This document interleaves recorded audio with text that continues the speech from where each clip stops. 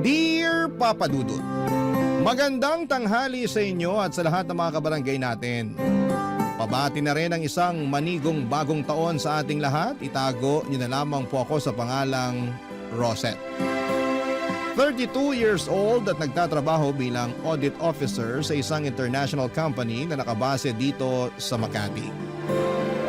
Avid listener na talaga ako ng programa ninyong Barangay Love Story since pandemic at ngayon lang ako naglakas ng loob na mag-email ng aking istorya sa inyong istasyon.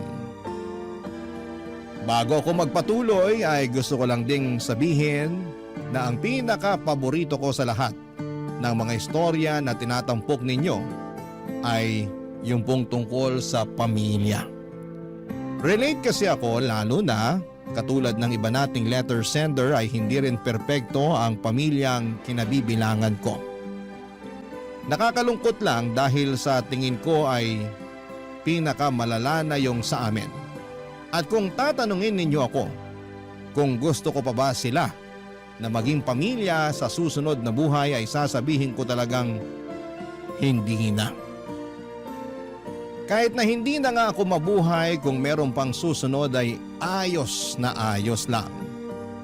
Magsisimula ang lahat noong 2018 kung saan ay paalis ang tatay kong itago na lang natin sa pangalang Noel para mag-OFW sa Italy.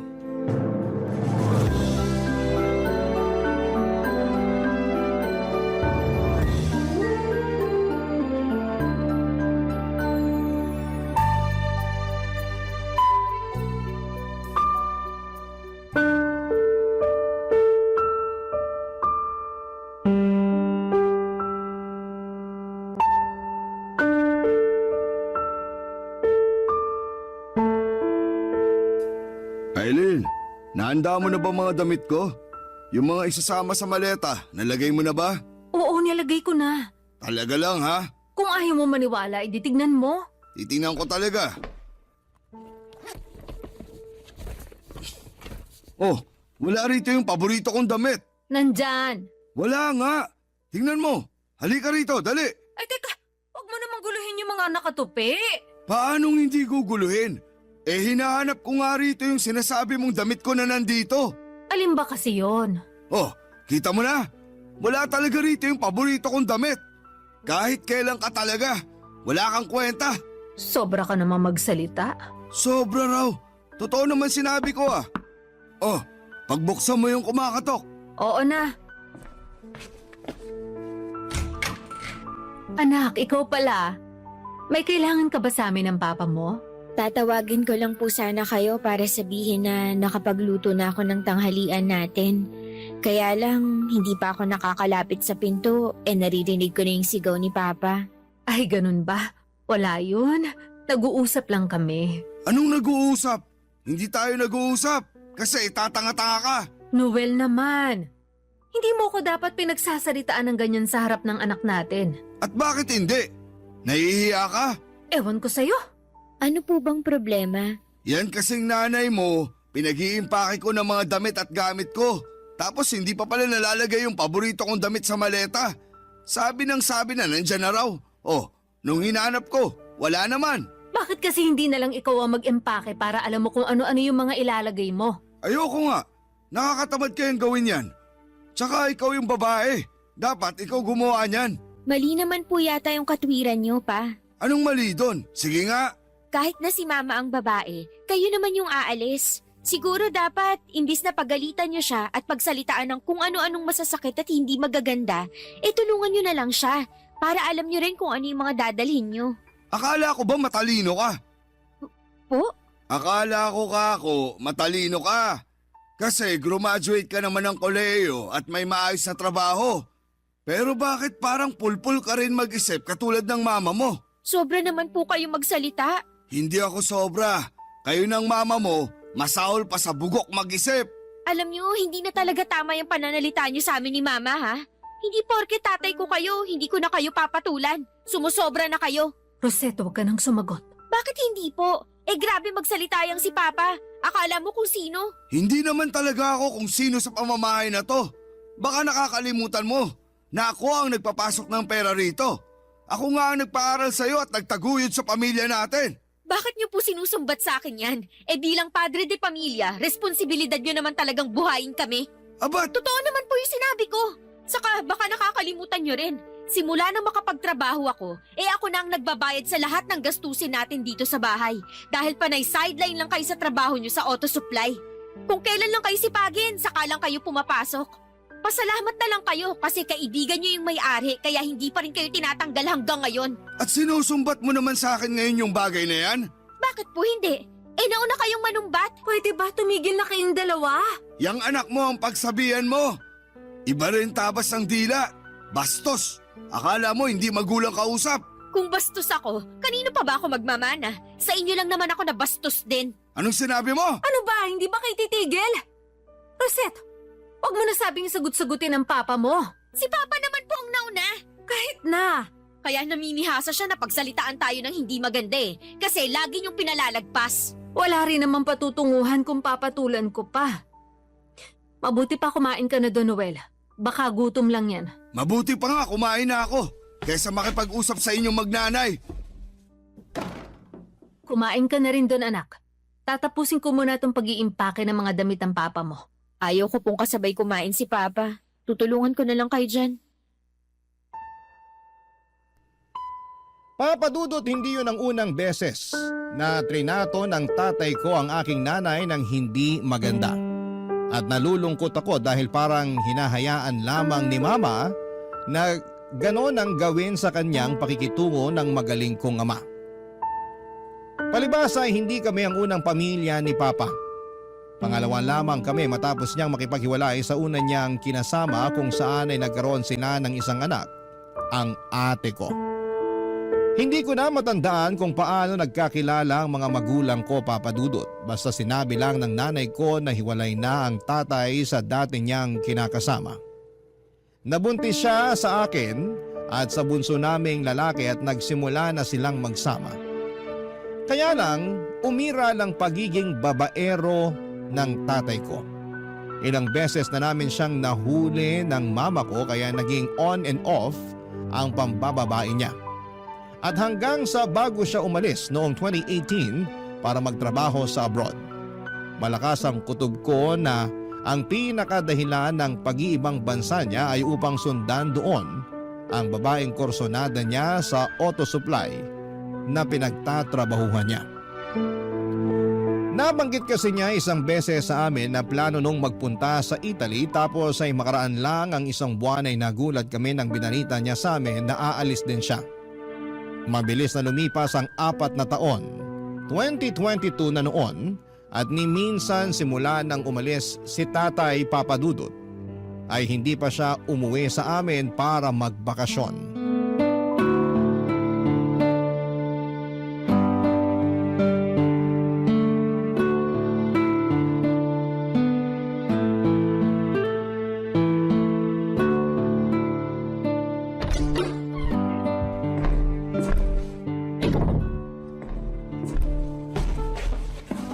Hi Ma, nandito na po ako. Oh, anak. Magmano ka muna. Mano po? Kumusta? Late ka na namang nakauwi. Na-traffic ka ba? Opo, grabe na talaga rito sa Pilipinas. Ang lala na ng traffic. Kaya nga eh. Napanood ko sa 24 oras kanina. Bumper to bumper na naman daw lalo dun sa may EDSA. Maupo ka muna dali. Sige po. Siguradong gutom ka na.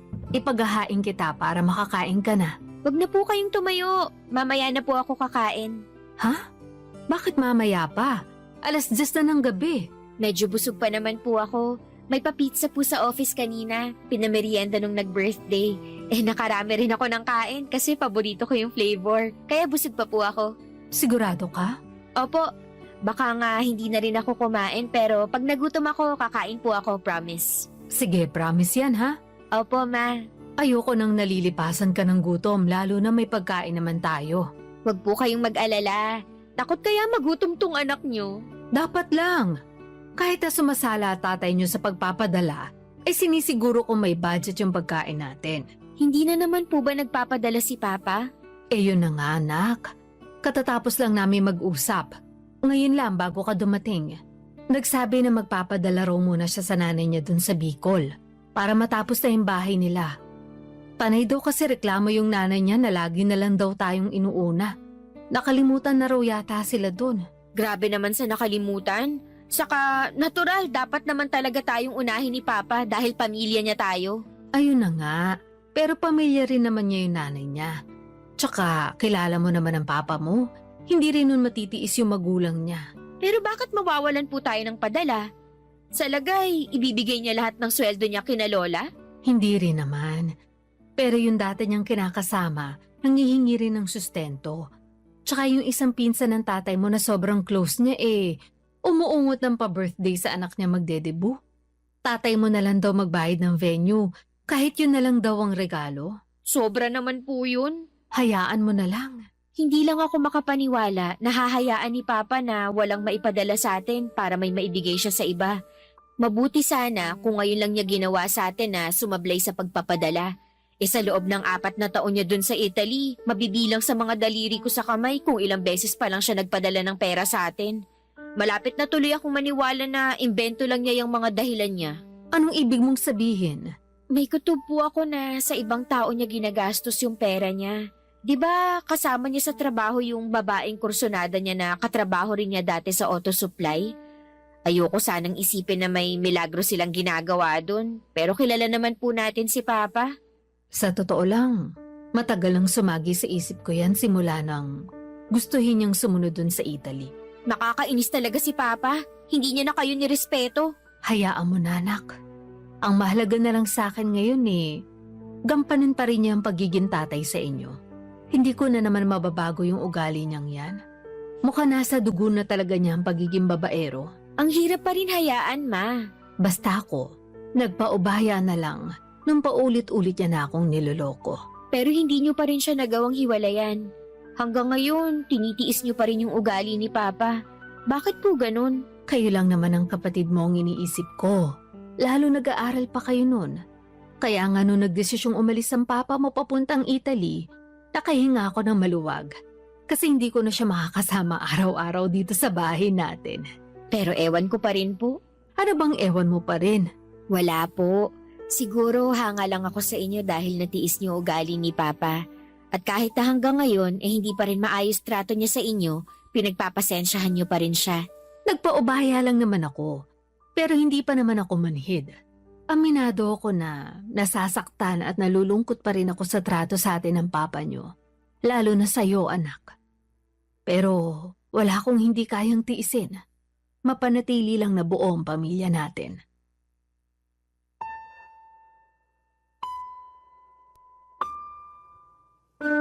Papadudot awang-awa ako sa mama ko sa tuwing nagsasabi siya ng nararamdaman niya tungkol kay Papa. Sa kabila ng lahat ay hindi naman niya ito magawang hiwalayan. Kahit na may hinala na kami, na ang pinakadahilan kung bakit hindi kami inuuwian ng tatay namin ay dahil sa babae nito, ay pinagkibit balikat lamang ni mama ang lahat. At kahit na sinabi niya na ang mahalaga na lamang ay ang sustento ni Papa ay hindi pa rin namin yon ganong kadaling nakukuha sa kanya. Tumungtong na ako sa edad ko kung saan ay napagod na lamang akong intindihin ang mga magulang ko. Kumbaga nagsawa na lamang akong mangunsume sa tatay ko at sa pagiging babaero niya. Siguro nga Papadudot ay may bahagi sa akin na tinanggap na lamang na hindi ko na mababago ang pagiging taksil ng tatay ko sa nanay ko. At tungkol naman sa nanay ko na martir at mapagtiis, masasabi ko na minsan pinababayaan na lang din siyang magdusa sa sitwasyong pinili niya. Sa sitwasyon na pinili niyang magdusa, kapiling si tatay. Barangay Love Stories. Barangay Love Stories. Papadudot, alam kong hindi perpekto ang pamilya namin pero pakiramdam ko ay sumobra naman sa pagiging despalinghado. Bukod kasi sa pagkakaroon ng tatay na unfaithful at hindi nagsusustento sa amin ng maayos.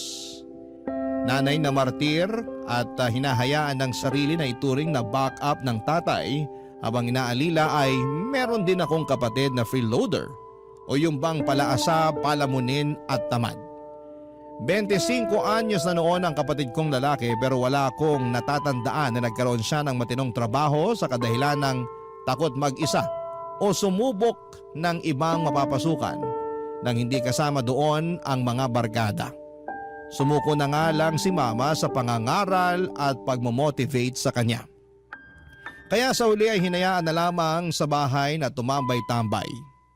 Isang gabi, nakatanggap ako ng long distance call mula kay Papa at laking gulat ko na galit ito sa akin, Papa Dudut.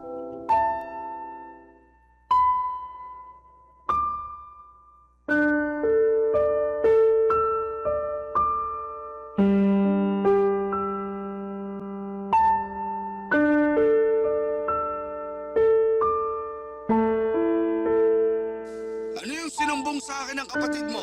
Pinagalitan mo raw siya nung hindi siya nagsaing kagabi. Tapos nagagalit ka rin daw sa kanya at sinasabihan mo siyang tamad? Tamad naman po talaga siya eh. Saka sinong di magagalit na pati pagsasaing, inaasa niya pa rin sa amin ni Mama. Wala ba siyang mga kamay? Palibasa, sinanay niyo kasi. Anong sinanay kong pinagsasabi mo? Totoo naman ah, masyado niyong inispoil. Lahat na lang ng ginagawa niya tama sa paningin niyo. Ayan, nasanay. Parang wala nga ako natatandaan na pinagalitan o pinagsabihan niyo man lang yung kapatid kong yun. Kaya lumaking sutil at palaasa sa amin ni Mama. Oh, tapos ngayon nanunumbat ka na dyan. Hindi ako nanunumbat.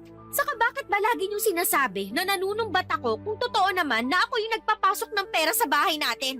Ako yung nagbabayad ng mga bills at bumibili ng pagkain. Baka nakakalimutan mong nagpapadala rin ako sa inyo. Ay syempre, hindi po namin nakakalimutan yung padala nyo na madalas kulang at wala pa nga. Sumusobra ka na talagang babae ka. Manang-mana ka sa mama mo. Buti na lang nagmana ako kay Mama at hindi sa inyo dahil ewan ko na lang talaga. Pasalamat ka, nandito ako sa ibang bansa. Kundi nakatikim ka na talaga sa akin. Napakabastos mo. Kung bastos na ako, kumusta naman yung paborito nyong anak? Tamad na nga, palamunin pa. Dapat siguro siya yung pinagsasabihan nyo imbis na ako. Kasi alam ko mga responsibilidad ko sa pamamahay na to. Pag nakauwi na ako dyan, malalaman mong hinahanap mo. Wala po akong dapat malaman. Baka kayo meron. At ano naman yon? Maging responsabling tatay sa amin at kinakasama kay Mama. Ay, talaga naman. Ibababa ko na po yung tawag. Inaantok na ako. Sandali, kinakausap pa nga. Bukas po yan. Ano nangyari? Wala po. Anong wala? Umiiyak ka nga. Tsaka, papa mo ba yung kausap mo sa cellphone? Opo. Tumawag siya sa akin. Patulog na ako para lang pagalitan. Bakit naman niya ginawa yun? Yung magaling ko kasing kapatid, nagsumbong lang naman kay Papa na pinagalitan ko raw siya nung hindi nakasaing kagabi. Totoo naman yun, nagalit ako dahil pag-uwi ko wala pang pagkain. Di ba? Masama pakiramdam niyo nun. Tapos siya, busy lang sa paglalaro ng mobile games. Ako pagod din, galing sa trabaho. Gutom na ako noon, kaya nagalit ako. Ako naman na may kasalanan nun. Wala po kayong kasalanan. Sabi ko nga, masama pakiramdam niyo, di ba? Saka, alam naman niya yun. Palagi siyang nandito sa bahay eh. Ano, sa lagay, hindi niya napapansin? Ang hirap kasi sa kapatid ko, masyado niyong sinanay ni Papa. Lalo na si Papa, kasi paborito niyang anak yan. Hindi naman siguro. Ano pong hindi? Halatang halata naman kay Papa na palagi niyang pinapaboran yung kapatid ko. Pero pag ako, kulang na lang itakwil niya. Ano pang sinabi sa'yo ng papa mo? Marami. Puro masasakit. Pero hindi ko naman siya masisisi kasi sinagot ko rin naman siya. Kaya nga dapat nanahimik ka na lang. Hindi ko po kaya. Lalo na nasa katwiran ako, Ma. Oh, kaso nagkakasakitan kayo ng papa mo. Masakit naman na po siya magsalita. Wala nang bago dun. Saka hindi po ako katulad niyo na kayang magpaubaya at magtiis sa trato niya sa akin. Sobrang unfair niya lang kasi. Mas kampi pa siya sa kapatid ko na tamad at walang pakiramdam. Noon pa lang kasi gusto na ng papa mo magkaanak ng lalaki. Kaya nga tuwang-tuwa yun nung sinilang ko yung kapatid mo. Nandun na po tayo. Pero anak din naman niya ako. Kaya sana pantay yung trato niya sa amin. Lalo na sa akin na palaging sumasalo sa kakulangan niya sa pamilya natin bilang padre de pamilya. Kaya nga di ko na rin napigilan pagsabihan siya na dapat maging responsable siya sa atin eh. Sinabi mo talaga sa kanya yon? Opo, para alam niya. Sa tingin ko, alam naman ng papa mo yon. Pero hindi lang niya matanggap. Alam niya pero wala lang talaga siyang pakialam. Ayos lang na hindi siya makapagpadala sa atin ng regular kasi may iba siyang sinusustentuhan dun sa ibang bansa. Saka nandito naman ako para sumalo sa mga pagkukulang niya.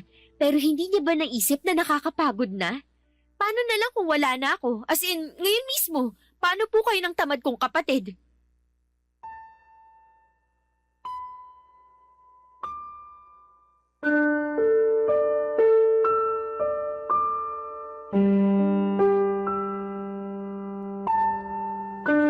Papadudot sobrang sama ng loob ko sa tatay at kapatid ko ng mga panahong yon. Para nila akong pinagtulungan. Masakit din sa akin na pinaramdam ng sarili kong ama na mayabang ako dahil may trabaho ako at tumutulong sa mga pangangailangan namin sa bahay. Pakiramdam ko tuloy na mga panahong yon ay napakawalang kwenta ko kahit na ginagawa ko naman ang lahat para itaguyod ang pamilya namin. Bagay na hindi nagagawa ng maayos ng sarili kong ama. Simula ng gabing yon ay nagising ang natutulog kong galit para sa tatay ko. Feeling ko ay nagsama-sama na lahat ng mga sama ng loob ko. Simula papadudot na ang pabayaan niya kami at ng babae siya. Naging malayo din ang loob ko sa kaisa-isa kong kapatid dahil halatang paborito siya ng tatay namin. At ang tanging kakampi ko na lamang sa bahay ay ang mama ko. Sa kanya ko sinasabi lahat-lahat. Pero noong nag-2024, aminado ako na nalimitahan ako sa lahat ng bagay. Papadudot hindi rin kasi nakagagaan ang loob ko. Lalo na at nakikita ko na mabigat din ang pinagdaraanan ni nanay mula sa tatay kong wala naman sa hulog at walang pakialam sa amin.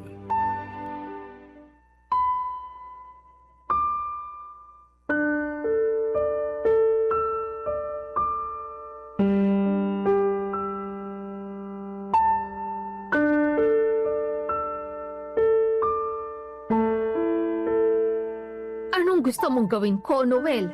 Hindi ko alam. Pati ba naman yung tinatanong mo pa sa akin? Wala ka bang sariling utak? Ano namang masama sa pagtatanong?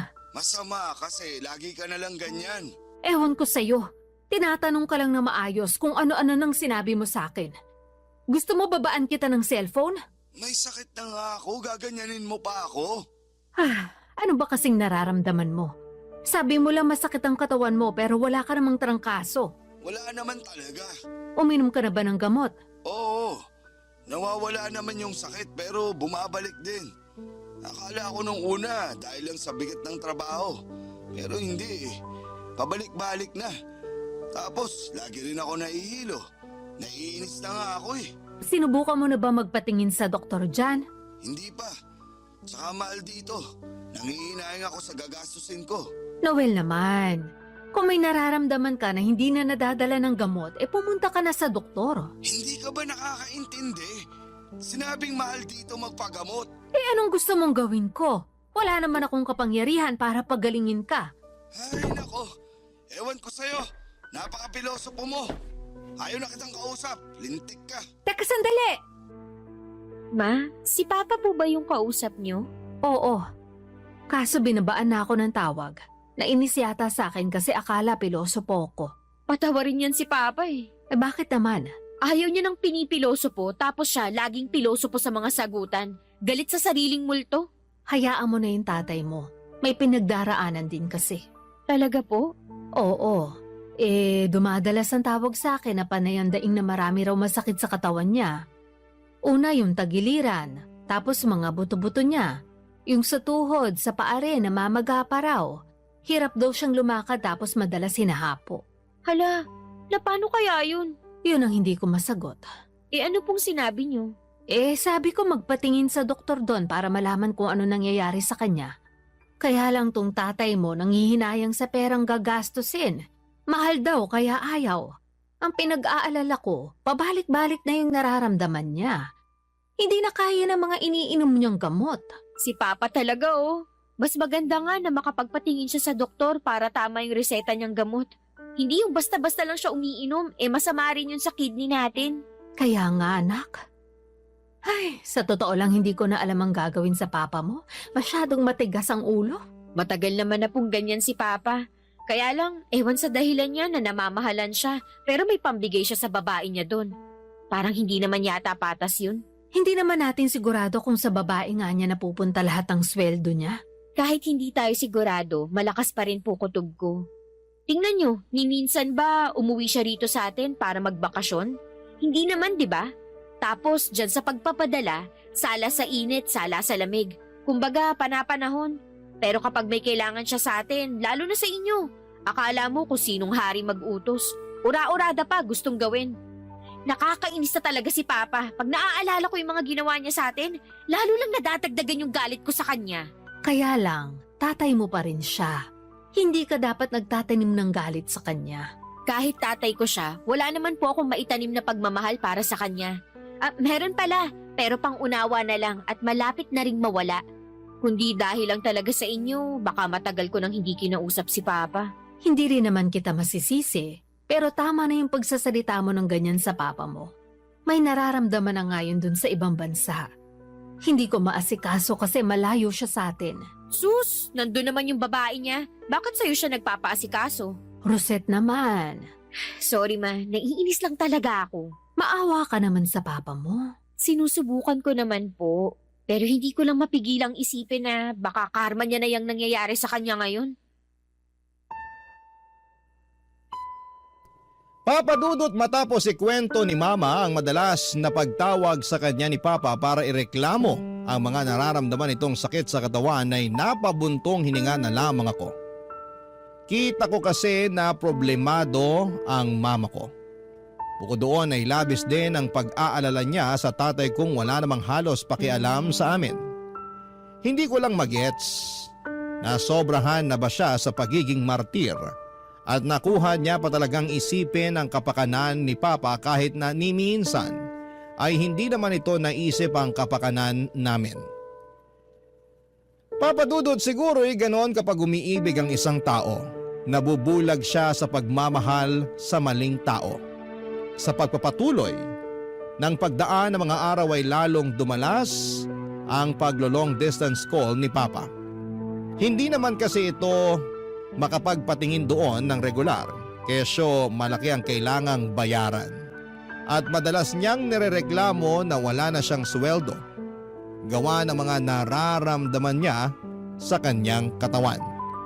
Sa huli ay pareho na lamang kaming naawa ng mama ko kaya naman nag-decide na kung pauwiin dito sa Pilipinas si tatay para mapatignan namin sa doktor, Papa Dudut. Barangay Love Stories. Barangay Love Stories. Papa Dudut, umuwi dito sa Pilipinas si Papa noong November 2024. Pinagamot namin siya at natuklasan namin na may iba't iba siyang sakit na iniinda. Una na doon ay yung thyroid niya, diabetic din siya at may mga karamdaman tulad ng fatty liver. Mataas din ang kanyang uric acid. Kaya lagi niyang narereklamo na madalas ay sumasakit ang kanyang katawan. Hindi naman problema ang pampapagamot sa tatay ko dahil beneficiary ko siya sa insurance o yung HMO ng aming kumpanya. Kaya nga mas pinili niya na dito magpagamot para makalibre siya. Pero ang usapan, babalik pa rin siya sa abroad dahil hindi pa naman siya tuluyang nag-resign sa pinagtatrabahuhan niya. Kahit nagalit ako sa tatay ko ay aminado akong naaawa ako sa kanya lalo na ng mga panahong personal ko nang nakita na umaaray siya sa mga masakit na bahagi ng katawan niya. Kita ko rin ang panlulumo niya matapos naming matuklasan sa mga examination at laboratory test na ginawa sa kanya ang mga sakit niya. Naisip ko nga na hindi magiging madali ang gamutan ng tatay at tama ako dahil marami-rami ring gamot ang nireseta sa kanya ng doktor niya, Papa Dudut.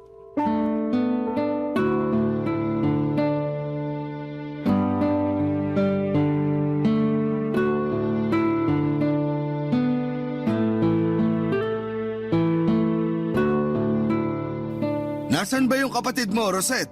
Lumabas po yata kasama ng mga tropa niya, nag-basketball. Ganun ba? Tama lang yun, para ehersisyo na rin sa katawan. Naalala ko nung kabataan ko, ganyan-ganyan din ako. Oo nga, pero bata ka pa rin naman. Bata pa nga, kaso marami nang iniinda. Pero nagagamot pa naman daw, sabi ng doktor, di ba? Kailangan mo lang sundin yung payo nila. Tsaka inumin yung mga gamot na nireseta nila. Ayoko nang inumin niya mga gamot na yan. Nasusuka na ako dyan. Ano? Bingi ka ba? Sabi ko, ayoko nang inumin yung mga gamot ko. Bakit ayaw mo? Makakatulong nga sa'yo yun para gumaling ka. Nasusuka na nga ako. Paulit-ulit naman tayo, Aileen. Tama naman po si Mama. Makakatulong sa inyo yung mga gamot nyo para gumaling kayo. Saka ang mahal-mahal nun, hindi yun covered ng HMO ko. Binili ko yun gamit yung sweldo ko tapos hindi nyo lang iinumin? Ayan ka na naman sa panunumbat mo sa akin eh. Sinabi ko bang bilan mo ako ng mga mamahaling gamot na yon? Hindi po ako nanunumbat. Ang akin lang, sana maisip nyo na ginastusan ko kayo. Para rin naman po yun sa inyo, kaya wag na kayong magmatigas. Hirap sa inyo, daig nyo pa yung batang 1 taong gulang. Anong sinabi mo? Gusto mo talagang masampal? Sige, subukan nyo para may kalagyan kayo. Rosette, Noel, tumigil na nga kayo. Nasa harap tayo ng pagkain, no? Bakit akong pinagsasabihan mo? Yang anak mo ang sawayin mo. Dinig mong pinagbantaan ako, di ba? Hoy, Rosette! Bakit? San mo ako ilalagay pag nasampal kita dahil sa kabastusan mo? San pa ba? Eh di ipapadampot ko kayo sa mga pulis. Aba, talaga naman. Nak, wag naman sanang humantong sa ganun, no? Tatay mo pa rin. Nakita nyo bang kamuntik niya na akong saktan? Tapos gusto nyo isipin ko pa rin na tatay ko pa rin yung tao na yan? Alam niyo ba kung gaano kahirap yung pinagagawa niyo sa akin, Ma? O ano? Hindi na po kayo nakapagsalita kasi totoo. Ang tagal-tagal kong inisip na tatay ko pa rin kayo sa kabila ng trato niyo sa akin at sa nanay ko pa. Palagi ko kayo pinagpapasensyahan kasi naaawa ako sa inyo. Nung sumasala kayo sa pagpapadala sa amin, hindi kayo nakarinig ng isang reklamo mula sa amin ni Mama, di ba? Kasi may trabaho naman ako at kaya ko pa naman suportahan tong pamilya natin. Pero ibang usapan na yung tumawag kayo para lang pagalitan ako dahil mas kampi kayo sa kapatid ko. Sa huli, pinagpasensyahan ko pa rin kayo, lalo na nung dumalas na yung pagdaing nyo na masakit ang katawan nyo. Pinauwi namin kayo rito para makapagpagamot. Inasikaso kayo ni Mama mula nang tumapak kayo sa pamamahay namin. Pero ni minsan, simula nung umalis kayo para mag-abroad, hindi nyo kami naalalang uwian dito. Tapos ngayon, ginastusan ko kayo sa mga gamot nyo para lang sabihin yung hindi nyo nagiinumin kasi nasusuka kayo? Anong klaseng utak po ba meron kayo? Sagutin nyo ako! Bakit nananahimik kayo dyan bigla? Diba? Lagi kayong hindi nauubusan ng mga katwiran? Kahit nga bulok na at baluktot, tinutuwid nyo pa rin. Kasi ayaw na ayaw yung pinagsasabihan kayo. Anak naman, tama na, please. Huwag mo nang pagsalitaan ng ganyan yung papa mo. Walang mali sa mga sinabi ko sa kanya. Saka, ayan na naman kayo sa palagi nyo akong inaawat kapag nagsasalita ako ng totoo kay Papa. Minsan, hindi ko mapigilang isipin na mas kampi pa kayo sa kanya kaysa sa akin. Hindi totoo yan. Wala akong kinakampihan sa inyo ng papa mo. Hindi ko na alam kung maniniwala pa ako sa inyo eh. Mas martir pa kayo kaysa sa mga bayani natin. Mabuti pa, matulog na po ako. Nawala na ako ng gana kumain. Papadudot 2 linggo lang ang leave ni Papa pero masasabi ko na hindi talaga mabuti ang ilang araw pa lang na pagsasama namin sa iisang bubong. Kung umasta kasi siya, akala mo ay kung sinong don sa pamamahay namin. Harap-harapan niyang inaalipin si Mama kahit na maliit na bagay tulad ng pagkuha ng tubig niya at sa pag-abot ng remote ng TV na pwede naman niyang gawin ay inuutos pa sa nanay ko. Mabuti sana kung baldado siya. Baka pwede ko pang palagpasin pero hindi naman. Madalas din silang magkampihan ng kapatid kong tamad kaya na-stress kami ng nanay ko. Sobrang sama ng loob ko dahil imbes na maging mapayapa ang pansamantalan niyang pag-uwi sa bahay ay naging magulo pa. Kaya nga hindi ko na napigilang makapagsalita ng masakit sa kanya noong minsang nagkasagutan kami. Marami ako naisip ng mga panahong yon. Una ay kung bakit sa dinami-dami ng pamilya sa mundo, Sa ganitong klaseng pamilya pa ako napabilang. Napakamalas ko naman kung ganon. Mabilis na nagdaan ng araw, mas naging mabigat sa akin ang pananatili ng papa sa bahay. Kaya para maiwasan na uminit ang ulo ko sa kanya ay madalas akong nag-overtime sa trabaho. Para kung makauwi man ako sa amin ay tulog na sila at gano'n na lang din ang gagawin ko. Maaga rin akong umaalis upang maiwasan na magpang-abot pa kami. Tuluyan ako na wala ng pakialam sa tatay ko kahit na magkasama pa kami sa iisang bubong ng mga panahong yon, Papa Dudut.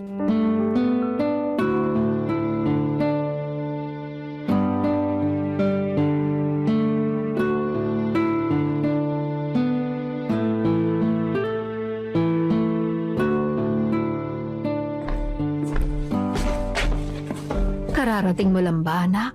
Ma? Opo, kararating ko lang po. Pero bakit gising pa kayo? Hinintay talaga kita. Galing lang ako sa CR. Tapos narinig ko parang may nagbukas ng pinto. Kaya naisip ko na ikaw na agad yan.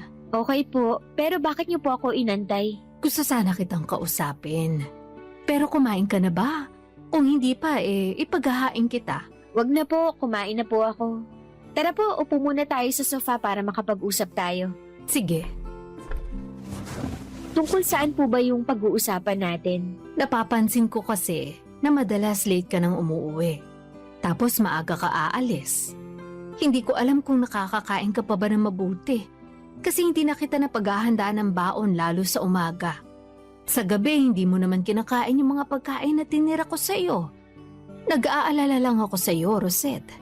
Sorry po, Ma. Tungkol sa bagay na yan, kumakain naman po ako. Madalas nga lang sa office at lagi lang po akong umu-order kahit na magastos. Bakit nga? Pwede naman kitang ipaghandahan ng baon mo. Ayoko lang po na gawin nyo yun. Nagtatampo ka pa rin ba sa akin? Sa amin ng papa mo? Sa totoo lang, opo. Sinadya ko po na magpalit ng uwi at umalis ng maaga para hindi ko kayo makita at makausap. Hanggang ngayon kasi masama pa rin ang loob ko sa inyo. Naiintindihan ko naman. At alam ko malaki rin talaga yung pagkukulang at kasalanan namin sa iyo ng papa mo. Opo, pero syempre hindi ko pa rin naman po kayo kayang tiisin. Nagtatampo ako sa inyo pero namimiss ko pa rin kayo. Lalo ka na, Ma. Kasi ikaw lang naman talaga yung kakampi ko rito sa bahay natin. Kahit na minsan kinukonsinti mo si Papa at yung kapatid ko. Alam ko, ikaw pa rin yung pwede kong asahan na malalapitan pag kailangan ko. Oo naman. Sinabi ko sa iyo nung bata ka pa na hindi mo lang ako mama. Best friend mo rin ako. Kaya dapat lang na magsabi ka sa akin ng mga nararamdaman mo. Natatandaan ko nga po yan, pero may aaminin po ako sa inyo. Ano yon? Hindi na po ako masyadong nagkukwento sa inyo. Sinarili ko na lang po yung nararamdaman ko dahil wala rin namang magbabago. Kahit na magreklamo pa ako sa inyo ng paulit-ulit tungkol sa ugali ni Papa, hindi niyo pa rin naman siya hihiwalayan eh. Alam ko sa kabila ng ugali niyang yun, mahal na mahal niyo pa rin siya. Hindi naman mahal na mahal. Siguro mahal lang kasi meron kaming pinagsamahan at may mga anak kami. Kayo yun ang kapatid mo. At saka naaawa ko sa sitwasyon ng papa mo ngayon. Tingnan mo, hindi nga siya maasikaso ng mga taong tinulungan niya minsan. Pati nung babae niya dun sa Italy kung totoo man na may relasyon sila. Sa atin pa rin siya umuwi at tayo pa rin ang kailangan niya. Pero di ba ang unfair nun? Kasi pag masaya yung nangyayari sa kanya, ibang tao kasama niya. Pag malungkot at mahirap, sa atin siya pumupunta. Unfair nga, pero siguro ganun na lang ang papel natin sa buhay ng papa mo. Kaya nga hindi rin kita masisi nung pinagsalitaan mo siya na masakit. Sa tingin ko natauhan din naman siya, pero hindi lang niya kayang aminin. Yan ang hirap kay Papa, masyadong ma-pride. Oo, at kahit na siya pa ang magmukhang masama, hinding-hindi niya ibababa yung pride niya. Pero huwag ka mag-alala, kinuusap ko na naman siya. Ano pong pinag-usapan niyo? Marami. Sinumbat ko sa kanya lahat-lahat ng mga hinanakit at sama ng loob na kinimkim ko. Simula pa lang nung araw na nagloko siya. Sinabi ko rin ang mga kapabayaan niya sa atin. Wala na akong pakialam kung May nararamdaman siya kasi mas matalas pa rin naman ang dila niya kung makapagsalita sa atin kahit na may sakit siya. Ano pong sabi ni Papa? Wala, natahimik. Tapos nun umalis na ako para maligo. Grabe, iba pala sa pakiramdam kapag nailabas mo lahat ng mga kinikimkim mo. Nung matapos ako maligo, nakita ko nagluluto ng tanghalian. Gulat nga ako kasi hindi naman niya yung ginagawa simula nung umuwi siya rito sa atin. Kung ako yung nakakita, baka magulat din ako. Pero hindi po ba kayo natakot? Natakot saan? Kasi baka nilagyan niya ng lason yung pagkain niyo matapos nung lahat-lahat ng mga sinabi niyo sa kanya. Sobra ka naman. Biro lang po. Pero masaya po ako na sa wakas nasabi niyo na kay Papa yung mga bagay na dapat niyang marinig mula sa inyo. Oo nga eh. Naisip ko na lang na kung magbabago siya, edi mabuti. Kung hindi, mabuti pa rin. Dahil hindi tayo naging kasing sama ng ugali niya. Lalo ka na anak, sa kabila ng mga pagtitiis mo sa papa mo. Salamat na rin kasi may anak siyang katulad mo. Sana ma-realize ni Noel kung gaano siya kaswerte sa'yo. Papa Dudut, hindi ko napigilang maluha sa huling sinabi ni Mama. Nakagagaan ng puso na para bang bigla na lamang naglaho yung tampo ko sa kanya noong mga nakarang araw. Pagkatapos naming mag-usap, pinaghain niya ako ng hapunan kahit na busog pa ako ng mga oras na yon. Pinilit kong ubusin yung niluto ni Mama para sa akin. At aminado ako na naiiyak talaga ako sa bawat subo ko. Kinabukasan, sakto walang pasok kaya nag-decide ako na ilabas sila ni Papa. Himala naman na tumigil na sa pagreklamo ang tatay ko at kahit na nandun pa rin yung pagiging ma-pride niya, ay nasasaway na siya ni Mama. Yun ang unang beses na lumabas kami bilang isang pamilya. Sa kasalukuyan ay nakabalik na sa Italy si Papa at tuloy-tuloy naman ang pag-inom niya ng maintenance medicine niya. Palagi rin kasi siyang minomonitor ni Mama. Nag-aaway pa rin sila lalo na at hindi pa rin mamatay-matay ang isyo ng pambababae ni Papa. Pero hindi na lamang masyadong dinidibdib ng mama ko yon. Kaya nga para pansamantala niyang makalimutan ang sakit sa ulo na hatid ni Papa ay nilalabas ko na lamang siya para malibang. Oo, nakakainis kasi parang tumatandang paurong si tatay.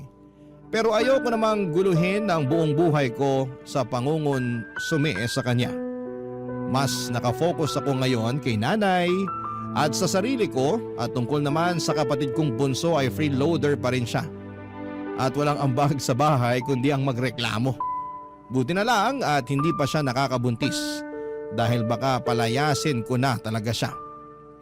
Maraming salamat po Papa Dudut sakaling mapili po ninyong i-area ang storya ng buhay ko. Ang masasabi ko lang sa mga kapwa ko breadwinner at pareho ng pinagdaraanan sana ay mas maging magaan ang susunod na taon para sa atin.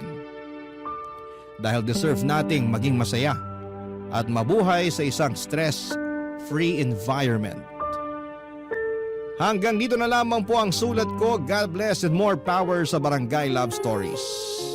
Ang inyo forever kapuso at ka-Barangay Rosette.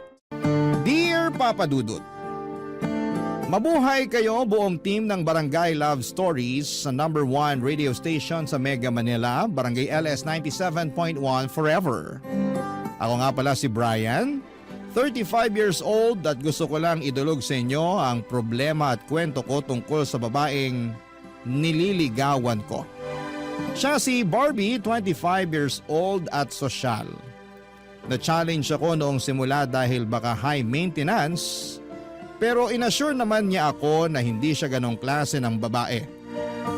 Ora lang daw talaga niya ang pagiging sosyal. Kaya mas lalo ko siyang nagustuhan. Sa lahat ng mga babaeng nakilala ko, sa kanya talaga ako tinamaan ng husto, Papa Dudut. Iba yung kilig na nararamdaman ko sa tuwing naiisip ko siya. Nasabi ko na nga rin yon sa dating kaklase at kaibigan kong si Martin.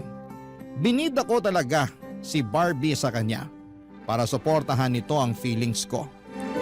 10 years ago nang magkaroon ako ng seryosong relasyon, Papa Dudut.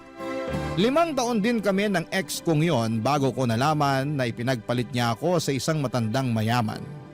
Dinibdib ko yon ng sobra at mula noong nagkahiwalay kami, puro lang ako panghaharot sa mga babaeng nakikilala ko.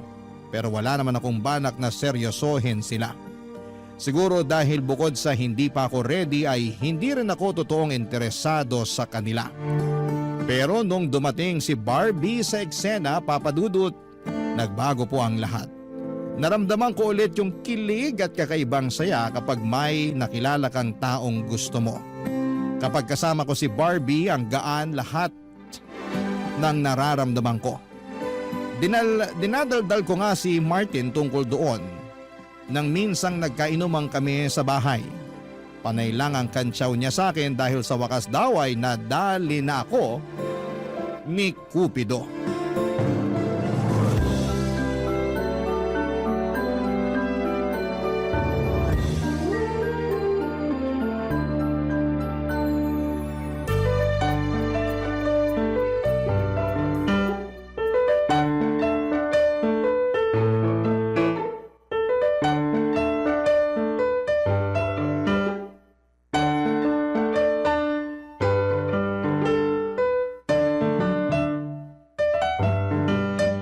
Himala talaga na bigla kang nagpainom ah. Huwag mo nang punahin. Baka mausog at hindi na ito maulit.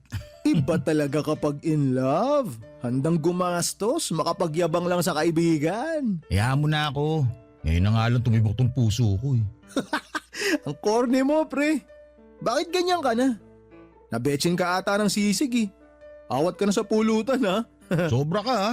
Inaya nga kita mag-inuman para masuporta mo tong nararamdaman ko tapos panay-basag ka naman dyan. O sige na, magkwento ka na dali. Basta o-order pa ako ng sisig ha. Akong bahala sa lahat ng gastos ngayon.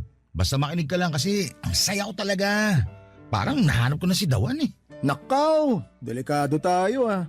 Ganyan na ganyan din linyahan ko kay Marie Chris dati. Pero nasan kami ngayon? Ayun, binlock na namin sa Facebook ang isa't isa. Huwag mo naman akong takutin. Bakit? Kabado 20 ka na? Sinisira mo moment ko eh. Biro lang. O sige na, naniniwala na akong siya yung dawan mo. Ano nga ulit pangalan niya? Barbie. Wow! Pangalan pa lang parang ang ganda na. Parang Barbie Fortesa ba ang datingan? Sa kinis at kasimplihan. Oo pre. Tapos yung kaseksihan parang si Julian San Jose. Pangkalendaryo.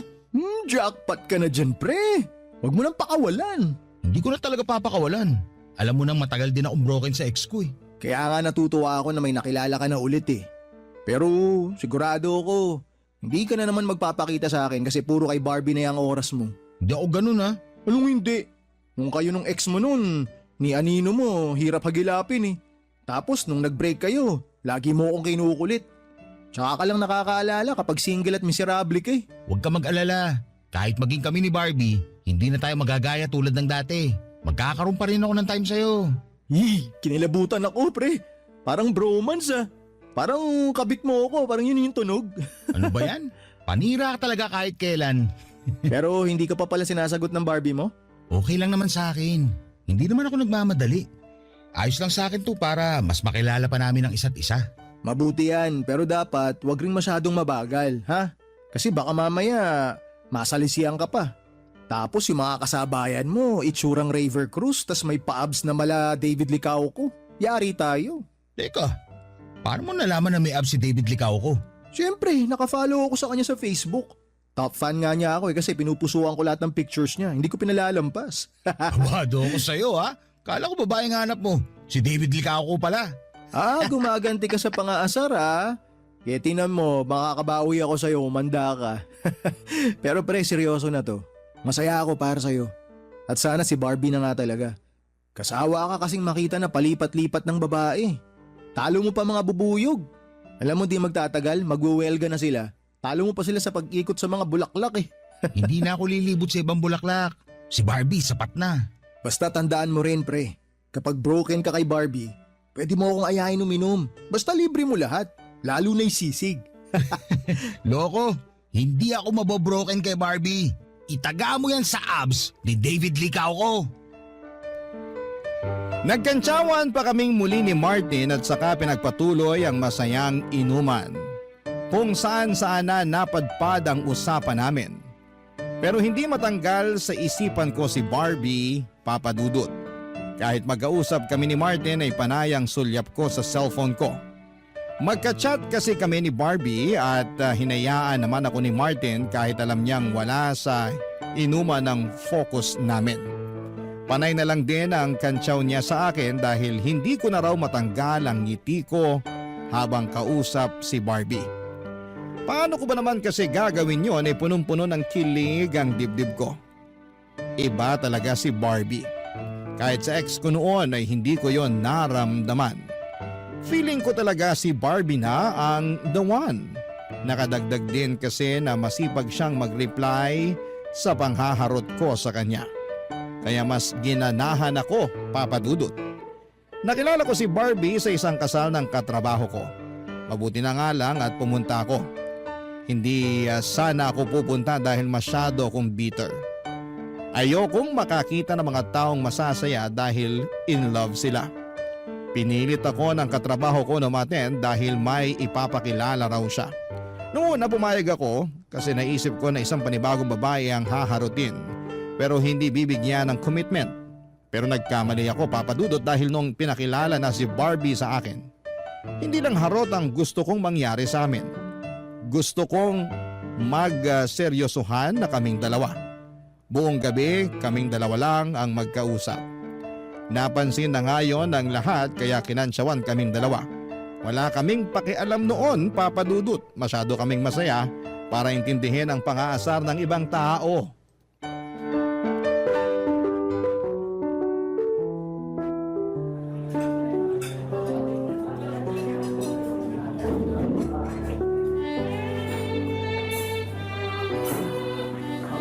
Brian, okay lang ba sa'yo na dito tayo kakain? Nagulat nga ako na dito tayo kakain.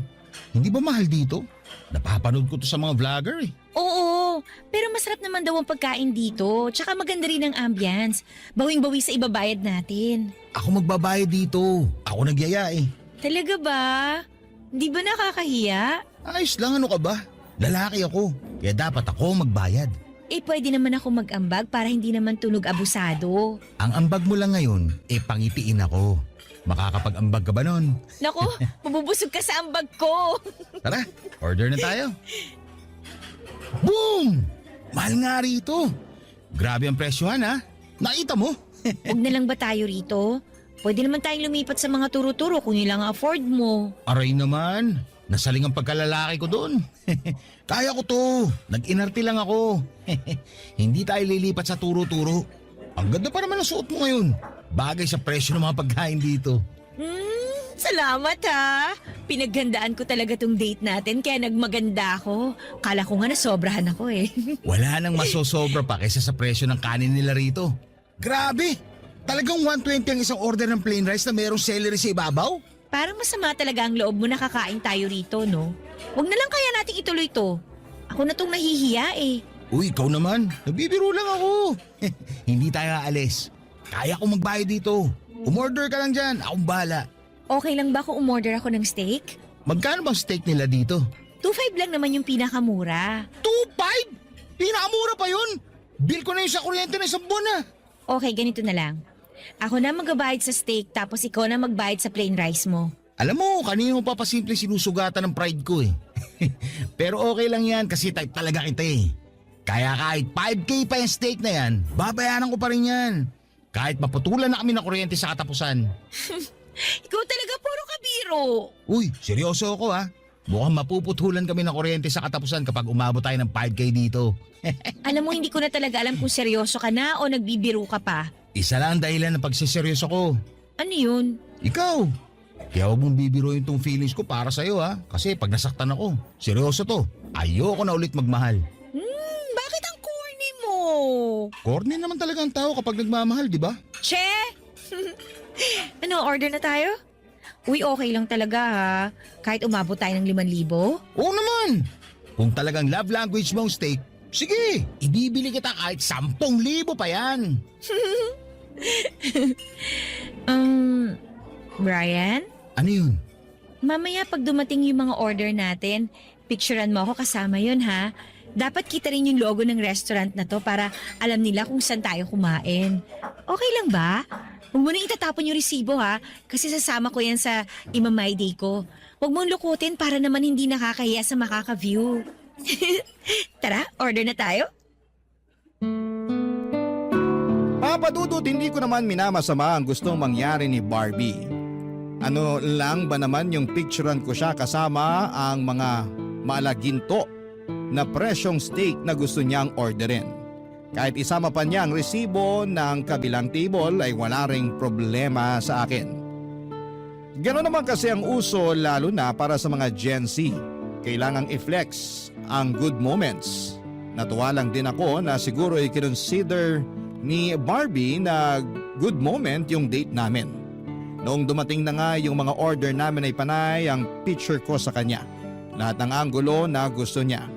Nahirapan pa akong isama pati yung logo ng restaurant kasi nga medyo malayo yon sa amin. Pero nagawan pa rin namin yon ng paraan. Kumukulo na ang sikmura ko pero hindi pa kami tapos magpicturan. Medyo lumamig na yung mga in-order naming steak at hindi na tuloy nakakatuwang kainin. Pero ayos lang kasi nakita ko naman ang saya ni Barbie.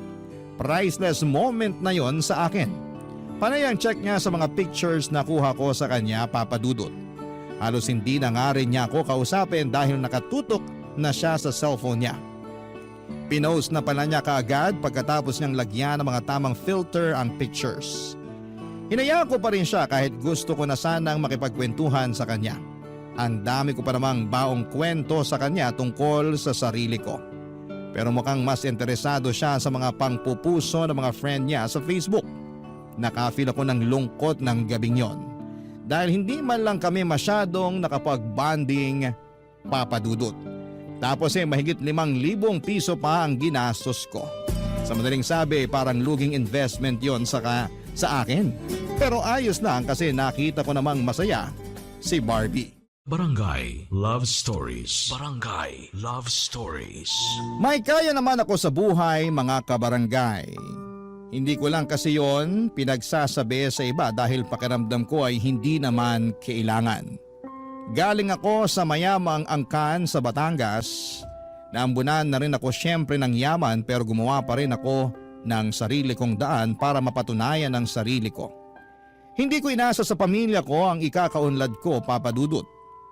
Proud ako sa sarili kong pagod at tiyaga ko ang nagtulak sa akin sa maayos na buhay. Madalas akong mailang kapag binabati ng mga kakilala ko ang yaman ng pamilya ko. Ayokong umakto na parang may ambag ako roon. Oo, at swerte akong napunta ako sa pamilyang hindi problemado sa pera. Pero mas gusto kong sa sarili kong gawa ko nagkaroon ng ipangbabayad ko sa lahat ng mga kailangan ko sa pang-araw-araw. Magkaiba naman kami ni Barbie. Hindi siya lumaki sa mayamang pamilya. Pero nagsumikap din naman siya tulad ko. Hindi nga lang din talaga ganun kalaki ang kanyang sahod. Napansin ko na mahilig siyang bumili ng mga magagarang gamit at kumain sa mga mamahaling restaurant. Doon talaga kami nagkaiba. Mas trip ko kasi yung mga simple lang na gamit at nakakabusog na kainan kahit na hindi ito kamahalan. Pansin ko kasi na puro branded ang gamit ni Barbie. Nung una inakala kong mayaman talaga siya pero nalaman ko na galing siya sa hirap at kahit papaano ay nakakaraos naman. Pinaliwanag niya sa akin, Papa Dudut, na mahilig lang talaga siya sa mga mamahaling gamit dahil nawawala raw ang stress niya sa buhay kapag nakakabili ng mga yon. Ang importante naman daw ay wala siyang natatapakang tao sa mga hiling niya at hindi pa naman daw siya nababaon sa utang. Hindi man ako komportable sa naging sagot niya pero tinanggap ko yon. Kaya lang ay parang na-turn off ako minsan nang mag-date kami sa isang luxury mall. May ginawa siya at hindi ko yon nagustuhan.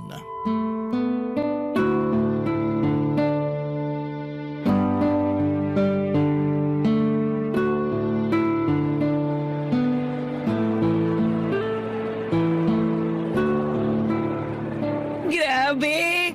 Ang bango talaga ng mga syala na mall, no? Ibang-iba sa mga mall na pangmasa. Ang lakas makayaman. Bihira ako pumunta rito kasi ang mamahal nga ng mga benta. Nakakatakot silipin yung price tag. Buti na lang at napapayag kita na dito mag-date. Na-experience ko rin sa wakas makapasok dito. Basta kung saan ka magiging masaya, dun tayo. Alam mo naman na yun. Nako, baka sa simula ka lang ganyan ha. Baka kapag sinagot na kita, hindi na kita mapasunod. Kahit gumawa pa tayo ng kasulatan na magiging under ako sa'yo habang buhay. Ikaw talaga. Pag ako sinumpong, baka totohanin ko yan. Sige ka. Uy, Brian! Ano yun? Tingnan mo tong bag na to. Ganda. Mukhang mahal. Huwag na natin lapitan, baka magasgasan. Ay, hindi pwede. Pasok tayo sa loob. Please. Gusto ko lang talaga mahawakan tsaka mapicturan. Ang alam ko, bawal magpa-picture sa mga luxury bags pag hindi naman bibilhin. Para hindi raw magawa ng replika. Sino ba nagsabi sa'yo na hindi ko bibilhin? Ay, bibilhin mo nga. Joke! Siyempre hindi, no? Hindi ko yan afford, pero gusto ko lang hawakan. Magpunos ka maigi ng kamay mo, ha? Baka mamaya nagmamantika yung kamay mo. Naku, madali tayo niyan. Huwag ka mag-alala. Mukhang hindi ako susumpungin ng pasma ko ngayon. Halika na! Sabi nila, pagpapasok ka raw sa mga luxury shop, huwag ka raw papahalata na mahirap ka kasi hindi ka nila i-entertain. Mukha namang nahahalata na nila na hindi tayo mayaman. Kasi walang lumalapit sa atin para mag-assist. At mukhang ginajudge pa tayo nung isa ro sa sulok, oh. Hayaan mo siya. Hindi rin yan makakapalag sa atin kasi may SOCMED na. Huwag niya tayong ma-discriminate ha, kasi talagang ipopost ko siya sa Facebook. Hindi naman siguro tayo aabot sa ganun. Oh, sige na, hawakan mo na yung bag para matapos na makakain na tayo. Huwag mo ko madaliin. Moment ko to. Brian, ang ganda ng bag na to. Tingnan mo. Dahan-dahan na sa paghawak, ha? Kasi tinitignan na nila tayo, eh. Ayan, mukhang papalapit na yung isa. Huwag ka kasing kabahan. Harangan mo ko saglit. Harangan? Bakit? Para hindi nila makita na pipicturean ko tong bag. Bawal ng picturean yan. Kaya nga si simple tayo, di ba? Harangan mo ko dali bago sila makalapit. Sige, pero dalian mo, ha? Ayan, nakadalawang picture na ako. Okay na to, tara na. Mabuti pa nga. May picture na ako, hawak yung pangarap kong bag. Grabe yung kaba ko dun, ha? Buti, nakalabas na tayo bago nila tayo usasain. Wala na akong pakialam sa kanila, no? Basta masaya ako na meron na ako ipopost mamaya sa Facebook ko. Ipopost mo talaga? Eh, hindi mo naman binili, ha? Kahit na, kunwari na lang na nabili ko na. Di naman nila malalaman yun. Konting crop lang sa pictures ko kanina, magbumukhang sa akin na yung bag. Pero paano kung may ibang makahalata o makaalam? Eh malalaman lang nila yon kapag sinabi mo. Kaya itiko mo lang yung bibig mo ha. Atin-atin lang to. Okay?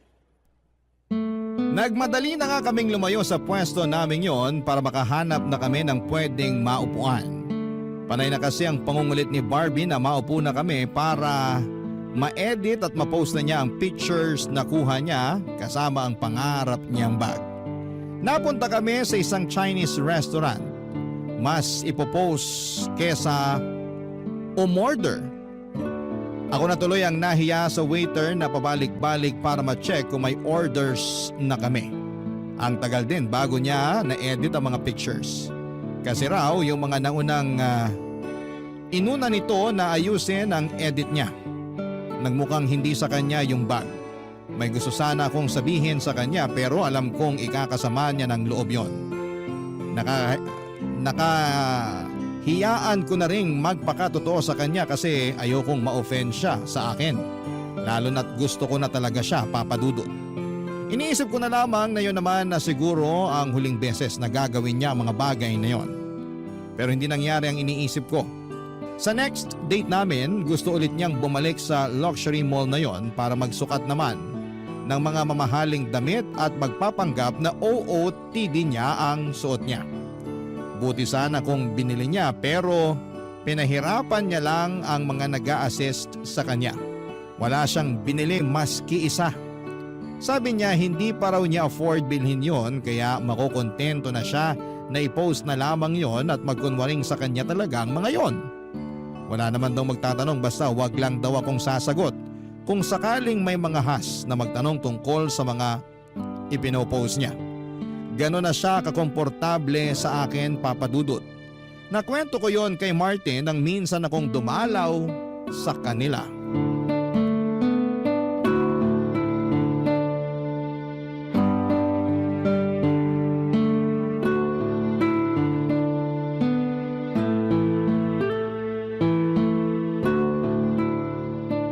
Ayos talaga pag in love ka no? Napapadalas yung pagdalaw mo sa akin, tas bukod pa ron, panay ang libre mo ng alak. Huwag sana kayo magkaroon ng problema ni Barbie para tuloy-tuloy tong biyayang natatanggap ko sa'yo. Paano kung sabihin ko sa'yo may problema kami ni Barbie? Ha? Ang bilis naman. Broken ka na ba agad sa kanya? Red flag ba? Hindi ako broken sa kanya, pero red flag siya. Lahat naman ng tao may tinatagong red flag na iwinawagayway lang kapag komportable na sila. Yun nga eh. Masyado na siya naging komportable sa akin. Kaya hindi na siya nagatubili na iwagayway yung red flag niya. Ano ba kasing nangyari? Niloko ka ba niya? Nanlalaki ba? Binastos ka ba niya? Parehong hindi. Huwag mo na akong pahirapang manghula, pre. Anak ka naman ng tipaklong eh. Hindi naman masyadong mahal tong painom mo para stressin mo ko kakahula sa problema mo kay Barbie. Grabe to. Nagiging red flag ka talaga pagdating sa alak, no? Eh ano nga kasing nangyari? Social climber siya. Ha? Paano mo nasabi? Mahilig siya mag-post sa Facebook ng mga mahal na gamit. Uso naman yan ngayon.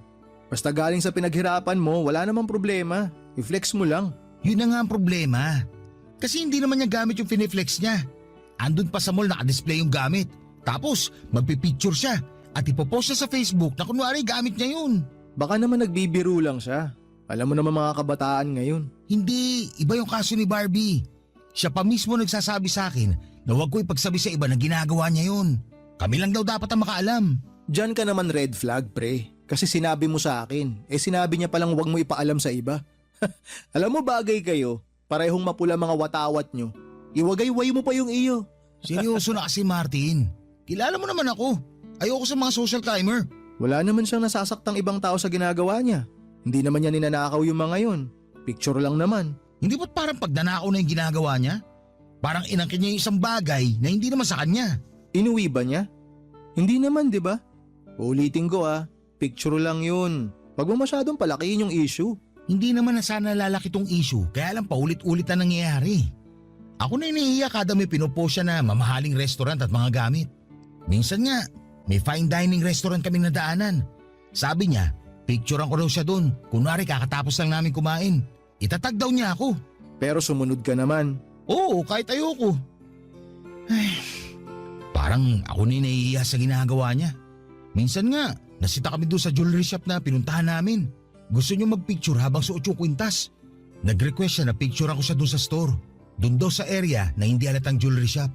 Para daw hindi mapansin na doon lang namin kinunan yung picture. Sinubukan namin maghanap ng pwesto. Tapos akala tuloy ng staff, itatakbo namin yung kwintas. Ang nangyari, pinahubad kay Barbie yung kwintas tapos pinaalis kami. Gusto pa sana niya i-post sa Facebook yung insidente para mabash daw sila pero pinigilan ko lang. Tinakot ko siya. Sinabi ko kapag ipopost niya yun, malalaman ng friends niya sa Facebook na fake lahat ng ina-upload niya. Ayun, kumalma bigla. O anong balak mo ngayon? Parang gusto ko nang tumigil sa panliligaw. Pero kapag naiisip ko yun, nahihirapan ako. Malamang, gusto mo na Ano ba sa tingin mo pwede kong gawin ngayon? Siguro hayaan mo na muna. Basta wala naman siyang natatapakang tao, ayos pa rin yun. Ano bang mas pipiliin mo? Low-key at simpleng babae pero cheater naman? O yung ma-flex sa mga mamahaling gamit na babae pero mukhang loyal? Pili ka, pre. Natahimik ako sa sinabi ni Martin, Papa Dudut. Imbes na maging klaro, mas naguluhan ang feelings ko para kay Barbie. May point din naman kasi si Martin pero hindi niya maintindihan ang nararamdaman ko. Nag-change topic na lamang kami para hindi na ako ma-stress kakaisip sa kanya. Maayos naman kasi talaga si Barbie. Sa akin lang siya nagpapaligaw at alam kong loyal na siya sa akin. Ni minsan kahit may gwapong dumaan sa harapan namin ay hindi niya yon pinapansin dahil nakafocus siya sa akin. Ibang kilig na nararamdaman ko sa tuwing ginagawa niya yon. Malambing din siya at maunawain sa mga maliliit na kapalpakan ko. Hindi rin siya tinotoyo. Saka syempre, ang laking bonus na maganda siya at sexy. Ano pa bang mahihiling ko, hindi ba? Kaya lang, nadali niya kasi ang pinakaayaw ko sa isang tao. Yung pagiging social climber. Marami akong inalis sa buhay ko ng mga taong ganito. Lalo na yung mga hindi na nga afford ang marangyang lifestyle pero pinipilit pa rin para lamang may maipagyabang sa ibang tao. Nakakalungkot lang makakita ng mga ganito, Papa Dudut, at mas lalo lang akong nalungkot. dahil kabilang si Barbie sa kanila. Gustuhin ko mang iwasang makita ang pagiging social climber niya pero hindi ko magawa. Paano ba naman kasi? Kade-date namin sa kaka-date namin, mas lantaran niyang ipinakita ang pagiging social climber niya. In-overthink ko tuloy na baka gamitin niya ang pera ko para lamang magmukha siyang sosyal at angat sa iba. Parang hindi ko masisikmura yon, Papa Dudut. Parang hindi ko kakayanin. Barangay Love Stories. Barangay Love Stories. Kinaya ko pa ba ang pagiging social climber ni Barbie? Oo, sinubukan ko pa rin. Nagkunwari na lamang ako na okay lang at lagi ko na lang iniisip ang good sides niya kapag natu-turn off na ako sa mga ipinapakita niyang pagiging social climber. Minsan nga ay gusto niyang manood kami ng sine pero dapat daw doon sa mga reclining chair para magmukhang premium at maisip agad ang mga tao na hindi regular na sinihan ang pinasukan namin. Maaga rin kaming pumasok sa loob ng sinihan para lamang makapag-oras siya bago magsimula ang pelikula. Pinakita rin niya ang mamahaling kape na hindi rin naman niya ininom daw dahil acidic siya. For the picture lang daw, Papa Dudut. Isang beses din ay nagsukat siya ng mamahaling sapatos, nagpa-pedicure siya at foot spa para bumagay sa sapatos na isusukat niya.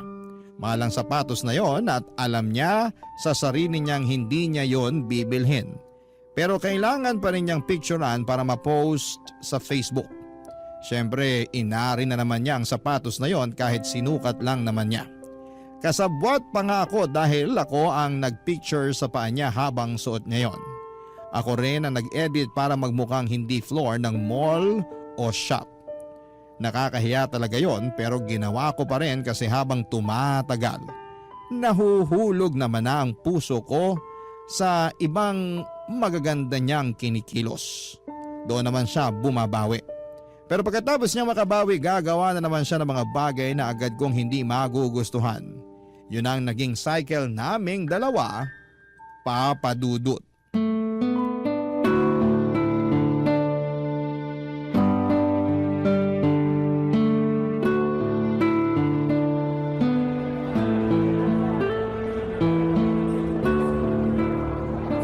Napagod yung pa akong umaura, ha? Ang tagal mo kasi bago nakuha yung tamang anggulo eh. Sorry. Hindi naman kasi ako magaling magpicture. Sayo ko lang naman to ginagawa. Eh dapat masanay ka na. Kasi kapag tayo na, ikaw na ang official photographer ko. Siguro, kaya mo naman ang gawin yung mag-isa. Hanga nga ako sa galing mo magpicture eh. Huwag mo na ako idamay dyan. Hindi pwede, no? Kailangan pa rin kita. Para makarelate ka na rin sa mga boyfriend na taga-picture ng maaarte nilang girlfriend. Ay, hindi na ako makapaghintay na maging official na tayo. Bakit kasi hindi mo pa ako sagutin ngayon? Oy, may lakad ka ba? Ba't nagmamadali ka? Ikaw kaya nagsabi na hindi ka na makapaghintay na maging official tayo. Wait lang kasi. Sure naman na sasagutin kita balang araw eh. Pero ngayon, wait lang muna. Bakit? Tetestingin mo pa ba ako? Hindi naman. Kasi gusto kitang sagutin kapag nasa ibang bansa na tayo. Ha? Hindi ba cute yun sa'yo? Sa ibang bansa magiging tayo? So, kailangan muna natin pumunta sa ibang bansa para sagutin mo ako? Kasi pwede naman. Mahilig naman ako mag-travel. Hindi ako mahilig mag-travel eh. Tsaka sayang lang ang pera, mapapagod lang ako sa kakalakad. Mabilis din ako mahilo sa biyahe, hindi ko kaya. Nalalabuan ako sa gusto mong mangyari. Gusto mo, sa ibang bansa ako sagutin. Pero ayaw mo naman mag-travel para mangyari yun. Ayaw mo lang yata ako sagutin eh. Ay, teka, mali pala ako ng pagkakasabi doon. Ang gusto ko lang mangyari, yun bang magmukhang nasa ibang bansa kita sinagot? At pwede naman mangyari yun. Anytime, pwede ako mag-leave sa trabaho para lang matupad na yan. Hindi mo naman naintindihan eh. Hay nako, hindi mo na kailangan gawin yan. Hindi na tayo gagastos ng mahal. Meron akong mas praktikal na alam. Mas praktikal? Paano? May kakilala ka bang magaling mag-edit ng pictures? Nagagawa mo naman yun kahit sa simpleng app lang sa cellphone mo, di ba? Iiba pa rin yung professional para walang bahid ng pandaraya. Anong ibig mong sabihin? Pwede na kitang sagutin anytime. Basta may mahahanap kang mag-e-edit ng picture natin na kunwari nasa Korea tayo. Yung tipong nasa ilalim tayo ng cherry blossoms. Yung bang nakasuot tayo ng puffer jackets? yung ramdam na ramdam ko tuloy yung lamig. Yung ganon. Eh bakit hindi na lang tayo pumunta ng Korea para totoo na? Ako nang bahala sa gastos para lang ma-experience mo rin yun. Eh sabi ko naman sa'yo, hindi ako mahilig mag-travel. Uunahin ko na lang ibili ng gamit kaysa ipang bakasyon ko, no? So, yun talaga ang gusto mo? Magaling mag-edit? Kuha-kuha mo talagang idea ko. Ay, para may ma-post ka sa Facebook, tama ba? Oo, grabe. Iba na talaga ang connection nating dalawa. Gets na gets mo na yung gusto ko. Pero sa panahon ngayon, kahit gaano kagaling yung nag-edit, mahalata pa rin. Marami nang magagaling na mga mata ngayon. Mahirap na kapag nagkabukingan, nakakahiya. Hindi yan. Marami akong friends sa Facebook na alam agad kapag edited ang picture o hindi. E di i-hide natin sa kanila. Basta yun lang naman yung gusto ko eh. I-edit tayo sa iba't ibang lugar sa Korea. Gusto ko yung mga sikat na tourist spot doon ha. Tsaka kung pwedeng mag-edit na may kasama tayong sikat na artista sa Korea. Di ba? Kunwari kasama natin nagsasamgyupsal. Perfect yun, di ba? Perfect yun. Parang hindi ako sigurado kung gusto ko yan. Alam ko na bibigla ka pa lang ngayon. Pero mamaya pagka uwi mo, marirealize mo na maganda yung idea ko. At least, hindi ka nagagastos pang travel natin, di ba? Kailangan lang nating magpanggap.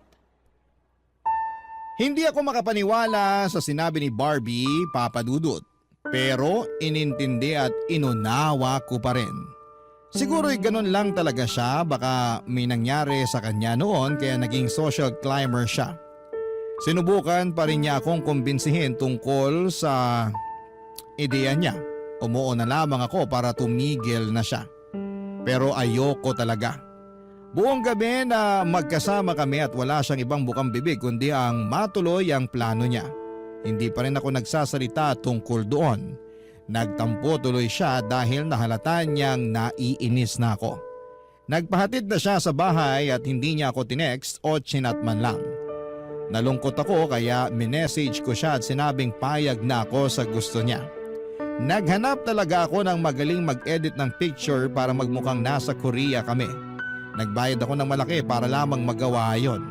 Natuwa si Barbie nang makita mga picture na inedit. Doon na niya ako sinagot.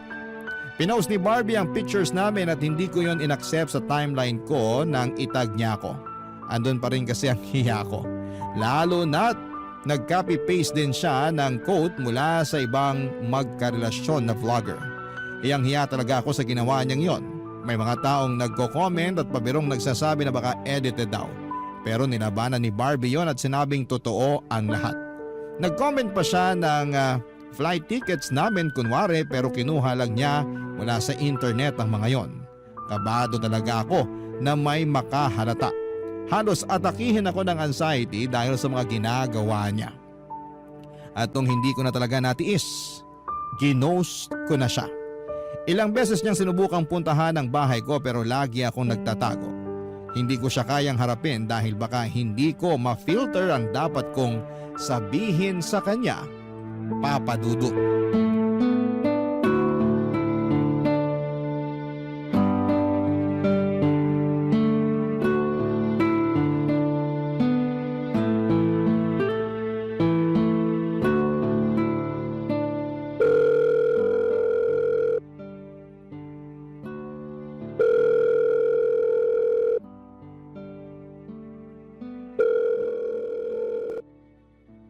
Hello, Martin, saan ka? Siya tayo? Alas 10 pa lang ng umaga, pre. Okay na yan. Mag-almusal ka na tapos punta mo na ako dito sa bahay. Ako nang bahala sa lahat. Ano bang nangyayari sa'yo? Bakit ang aga-aga, alak agad ang bungad mo? Teka, naghiwalay na ba kayo ni Barbie? Paano mo nalaman? Lahat ng taong broke nag-aayang uminom sa umaga. Bakit kayo naghiwalay? Kasasagot niya lang sa'yo, di ba? Walang formal breakup. Ginost ko na lang siya. Uy, mali naman yan. Kaya pumapangit tingin sa atin ng mga kababaihan dahil sa mga ganyang gawain eh. Kasalanan naman kasi ni Barbie. Kahit pa kasalanan niya, pre. Dapat tapusin mo pa rin ng maayos para hindi na umasa yung tao. Papahirapan mo pa siya eh. Bigyan mo na agad ng closure. Napasaya ka rin naman niya kahit papano. Baka kasi kapag magkaharap kami, hindi ko makayanan. Baka bigla akong maging marupok. Alam mo naman na siya ang kahinaan ko ngayon. Bakit ba kasi nakipaghiwalay ka? Ang saya nyo pa naman tingnan dun sa mga picture nyo sa Korea. Ang laki ng ginastos mo ron tapos maghihiwalay rin pala kayo. Ay, yan na nga eh. Hindi naman talaga kami pumunta ng Korea. Edited lang yung mga picture. Gusto niya lang palabasin na galing kami doon. Si Barbie may pakana nun. Bumayag lang ako para mapasaya siya. Pero hindi talaga ako komportable kaya... Kaya mo siya ginost. Mali ba talaga ako? Naiintindihan naman kita, pre. Mga bata pa lang tayo. Lagi mo nang sinasabi na ayaw mo sa mga social climber. Kaya lang, mas maganda kung sasabihin mo na lang sa kanya yung dahilan para magkaroon din siya ng closure. Ang hirap na may nasasaktan tayong tao. Ay, tama ka. Sige, pass muna sa inuman ngayon. Tatawagan ko lang si Barbie. Basta tuloy pa rin yung inuman, pre. Ano man maging resulta ng pag-uusap niyo ni Barbie, ha? Pero parang awa mo naman, pre. Mamayang gabi na natin i-schedule. Huwag ganito, tirik na tirik yung araw, oh. O sige, ako nang bahala mamaya. Bye. Kahit ayoko pero sige, tawagan na kita para magkali naman na.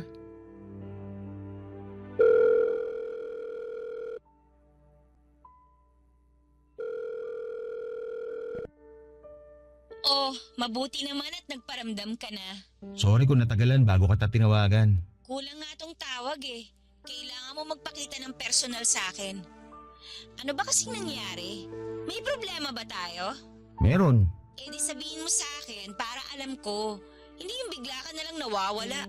Talo mo pang babaeng may toyo. Barbie, gusto ko lang mag-sorry kung hindi ako nagparamdam sa'yo ng ilang araw. Eh ano ba kasing dahilan? Bakit hindi ka na lang bigla nagparamdam? Kasi ayoko na. Anong ayaw mo na? Bala ko talaga na i-ghost ka eh, para hindi na ako mahirapan na sabihin sa'yo yung totoo. Kasi alam ko masasaktan ka. Pero hindi naman tama na gawin ko yun sa'yo. Kaya tumawag ako para formal na makipag-iwalay. Ang galing mo rin, no? Matapos mo akong makuha, tsaka ka biglang aayaw. Pare-pareho talaga kayong mga lalaki eh. Sa una lang kayong magaling. Gusto naman talaga kita eh. Hanggang ngayon. Huwag ka na magsinungaling. Yan ang pinakaayaw ko sa lahat eh. Hindi ako nagsisinungaling. Ay. Kaya gusto ko na rin aminin sa iyo yung totoo para hindi rin mabigat to sa dibdib ko. Barbie, social climber ka. Hindi ko yung nagustuhan. Anong social climber? Hindi ako ganun, no? Kapal ang mukha mo ah. Simpleng tao lang ako na simpleng mga bagay lang ang gusto. Sige, ganito na lang. Hindi ako natuwa sa mga pinost mong mamahaling gamit sa Facebook, lalo't hindi naman sa iyo yun. Huli na rin talaga yung pagpapa-edit mo ng pictures natin na kunwari nasa Korea tayo. Doon talaga ako nadali.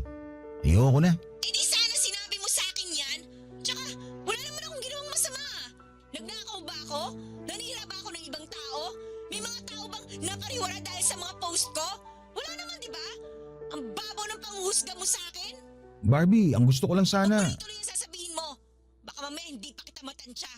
Tama lang na maghiwalay na tayo.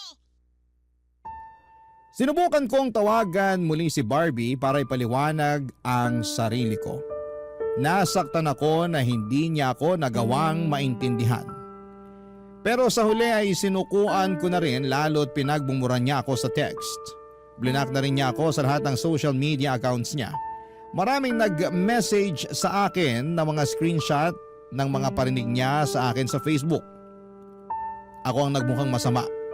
Tinanggap ko naman yon at hindi ko na kailangang ipaliwanag ang side ko dahil ginawa ko lang ang sa tingin kong tama para sa sarili ko. Hindi naman enough na gusto mo lang ang isang tao. Dapat din ay makakabuti siya para sa mga pinaglalaban mong prinsipyo sa buhay. Sadly, hindi yon natumbasan ni Barbie. Nang hinayang talaga ako sa relasyon namin at aminado akong nami-miss ko pa rin siya kahit may 4 na buwan na kaming hiwalay. Pero wala naman akong balak na makipagrelasyon pa ulit sa kanya. Wala na akong naging balita pa sa kanya at nagbalik na akong muli sa dati kong nakasanayan. Date lang muna pero iwas muna sa commitment hanggat hindi pa nakikita kung siya na talaga. Natuto na ako sa mga nangyari sa amin ni Barbie at ayoko nang maulit pa yon. Sisiguraduhin ko na kung sino man ang next na makikilala ko, siya na ang nararapat at huli ko. Ayoko nang sumugal sa maling tao para sa akin at hindi na ako papayag na unahin ko lagi ang kilig at landi. Meron pang mas malalim doon para mas tumibay ang pundasyon ng magiging relasyon namin. kung sino man siya. At habang wala pa siya ay maghihintay lamang ako. Gagawin ko muna ang mga bagay na nagpapasaya sa akin at makukontento sa sarili ko. Aayusin ko ang mga maling nakagawian ko at balang araw kapag nagkita na kami ng dawan ko, hindi na ako magkakamali na piliin siya at ipaglaban. Dahil sigurado na ako sa mga desisyon ko sa sarili ko dahil minsan ay nagawa ko ng piliin kung ano ang mas tama para sa sarili ko. Maraming salamat po sa pagbasa ng aking liham. Ako ang inyong kabarangay forever, Brian.